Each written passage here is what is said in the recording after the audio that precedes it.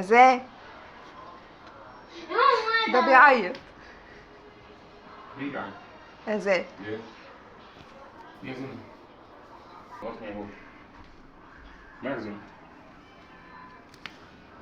نو ما تحب يا اخي ما مالك جبتش توأم هزعل منك.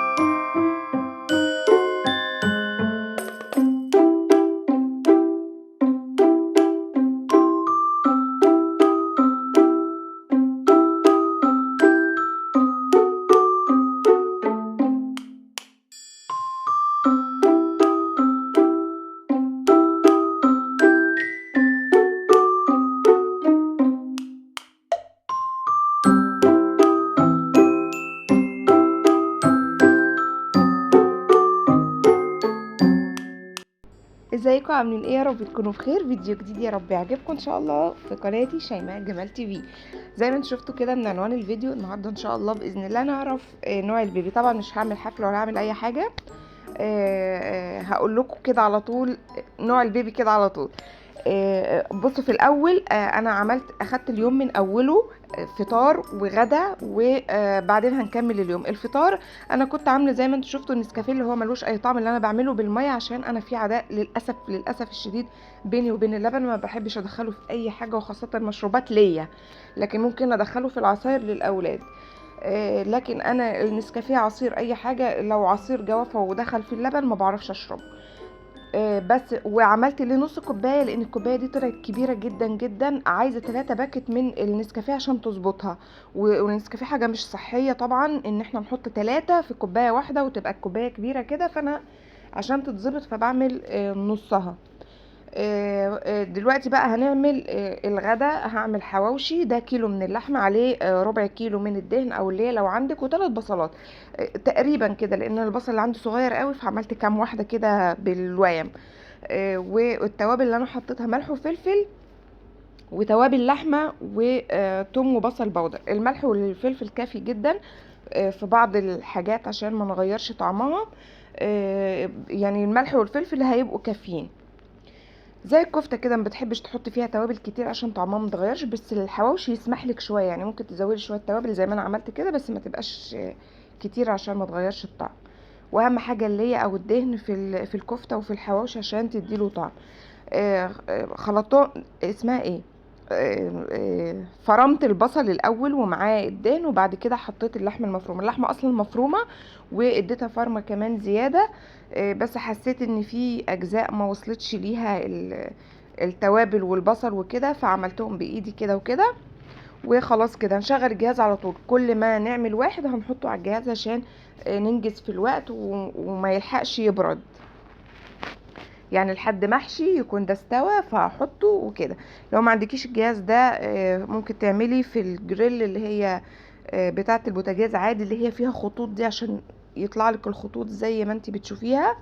لو ما عندكيش الجريل بتاعه البوتاجاز عادي جدا اعمليها في اي طاسه، ومش ضروري الخطوط، كده كده هتتاكل، يعني مش هتنزل خطوط في البطن كده. هنعمل الحواوشي. وطبعا الفيديو ده انا مبسوطه منه جدا جدا جدا. انا دعيت لربنا دعوه وربنا استجابها الحمد لله. فعشان كده انا مبسوطة. هنعمل الحواوشي كله وبعد كده بصوا انا شغلت الاول الجهاز وهنحشي ونحط بخاخة الزيت دي يا جماعة. انا جبت واحدة وطلعت بايظة، قلت المشكلة في البخاخة نفسها، ممكن تكون فيها مشكلة ولا حاجة. ودي التانية كل ما بستخدمها بتبخ بختين وبعد كده مش فعالة خالص معايا، معرفش ليه. مش عارفة هي المشكلة فيها في النوع اللي انا جايباه ده ولا هي كل البخاخات بتاعة الزيت بتبقى بايظة كده، مش عارفة والله. بصوا يا دوب بخبخت لي بختين كده وبعد كده ما كملتش. ممكن تكون فيها كمان هي مشكلة، معرفش والله. هنحشي بقى ونحط في الجهاز على طول. وفي الوقت ده كنت بحمر بطاطس عشان الحواوشي لازم يبقى معاه بطاطس وندلعه كده كاتشب ومايونيز وحاجات زي كده. حطيت الزيت طبعا من تحت وحطيت معلقة واحدة بس من الزيت من فوق عشان احنا حاطين دهن في اللحمة نفسها، فاحنا بس هنحط عشان اللون اللي يبقى من فوق يبقى حلو، مش عشان احنا عايزين دسم زيادة، بس عشان ناخد لون حلو.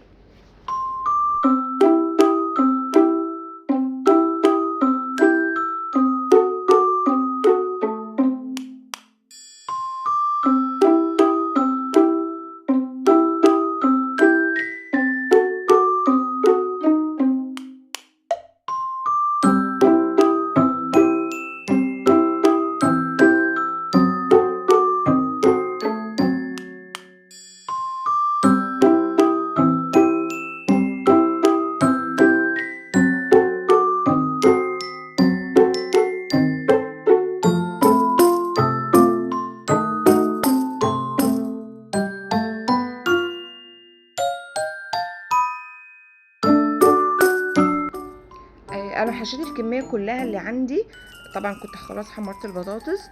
حشيت كميه اللحمه كلها. انا كل ما بعمل حواوشي بعمل الكيلو بحشيه كله عادي، ممكن يتعمل على يومين، او ممكن تعملي النهارده والباقي تشيليه في الفريزر لو اي يوم مزنوقه فيه ومش عايزه تعملي اكل يبقى عندك جاهز. دايما انا بعمل كده، يعني انا حطيته كده كله في الكيس وهعمل على عددنا واشوف كل حد هياكل قد ايه يعني وهعمله، والباقي هيتحط في الفريزر ممكن بكره وممكن يبقى في اي يوم تكوني مزنوقه فيه.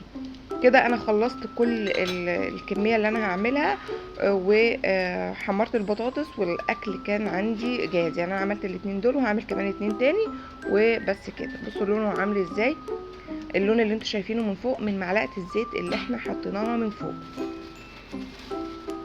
هنحط كمان واحد ونفس الموضوع معلقه زيت. بصوا هي معلقه واحده بس عشان اللون.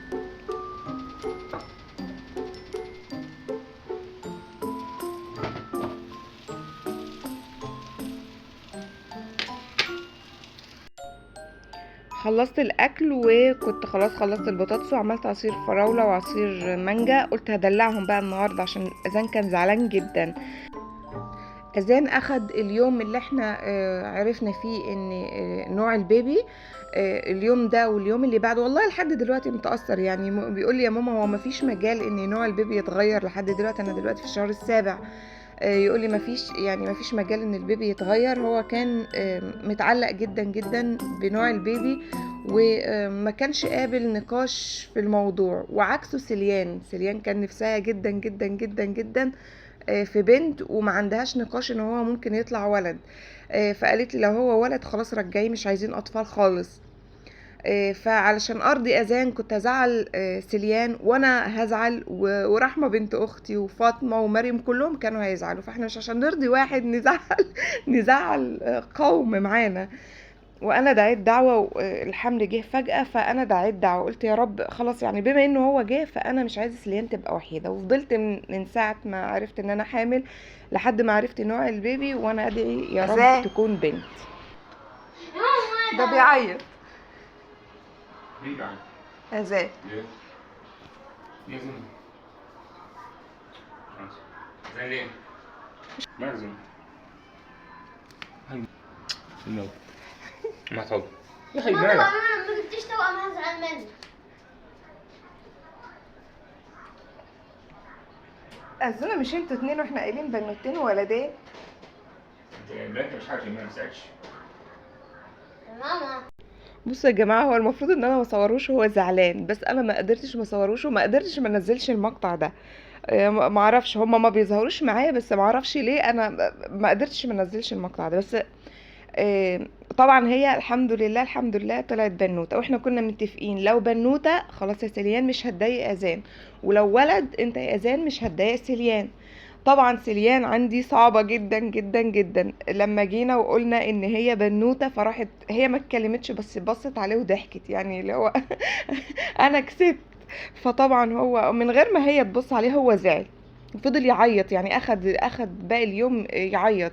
هو طفل ومش فاهم، عايز بس واخدها في دماغه ان هي فريق، مثلا فريق بنات وفريق اولاد، وعايز فريقه يبقى اكبر. مش عارفه، هو تفكيره تفكير اطفال برضو، مش فاهم يعني ايه ولد وبنت. آه، بس انا يعني كل دعوتي ان هي تطلع بنت، عشان مش عايزه سليان تبقى لوحدها، مش عايزاها تبقى وحيده. فكره ان هي تبقى وحيده ولما تكبر ما يبقاش عندها اخوات بنات، آم، مع ان بنات خالاتها كلهم يعني اخواتها من اول رحمه لحد عهد ووعد، كلهم اخواتها. بس بما انه جه حمل يعني، فكان نفسي خلاص كده كده جه فتبقى بنت عشان سليان ما تبقاش وحيده.